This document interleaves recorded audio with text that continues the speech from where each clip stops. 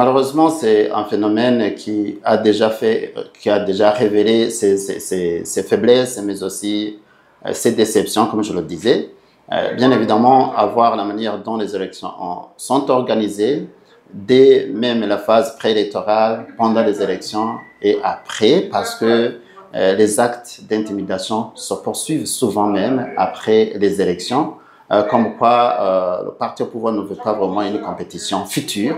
Et par conséquent, la pire des choses, c'est qu'il y a un Parlement monocolore. Cela va faire que toutes les lois, quelles que soient les critiques qui devraient avoir lieu, quelles que soient les faiblesses qui émaillent ces différentes lois, les lois vont passer sans vraiment aucune critique, mais aussi sans professionnalisme. Parce que tout avancement qui n'a pas de critique est voué vraiment à l'échec ou à l'imperfection.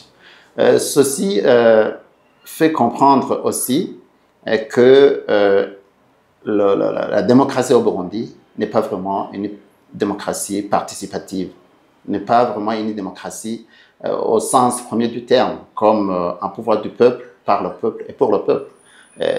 On dirait que c'est vraiment une démocratie du pouvoir, par les autorités, pour les autorités.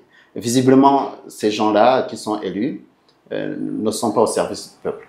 Donc, avec cette dimension monocolore, il n'y a pas vraiment amélioration des conditions de gouvernance et de démocratie au vrai sens du terme.